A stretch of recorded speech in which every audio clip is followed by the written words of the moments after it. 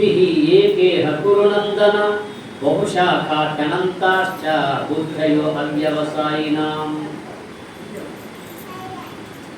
ఒకరికి బుద్ధి ఒకే మార్గంలో ఉంటుంది, కొందరికి అన్య మార్గంలో ఉంటుంది, అన్ని వైపులో పోతారు.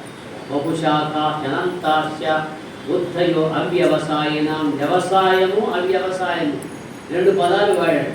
వ్యవసాయం అంటే ప్రయత్నించేవాడు.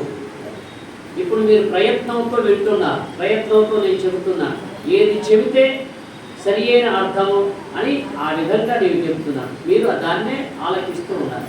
ఇంకా ప్రయత్నం అంటే మనము ఆ అంతర్ముఖ వృత్తి సంపాదించుకొని ధ్యాన మార్గాన్ని అవలంబించి ఆ బ్రహ్మము వైపు ప్రయాణం చేయడమే ప్రయత్నం. దాన్ని పురుష ప్రయత్నం అంటారు. ఏ ప్రయత్నం? పురుష ప్రయత్నం అంటారు. ఆ ప్రయత్నం ఏం చేస్తుందంటే మనకు ఫలితాన్ని పొందింపజేస్తుంది. ఆ ప్రయత్నం చేయక ఎవ్వడు ఆ పరమపద సోపానాన్ని అందలేరండి.